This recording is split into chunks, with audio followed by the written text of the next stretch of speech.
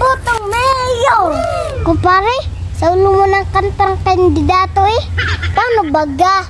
Umaga pa lang, nakakarindi na. Hanggang gabi. Tunay ka naman. Sino nga pala iboboto mo? Sa tuwid na daan o 500?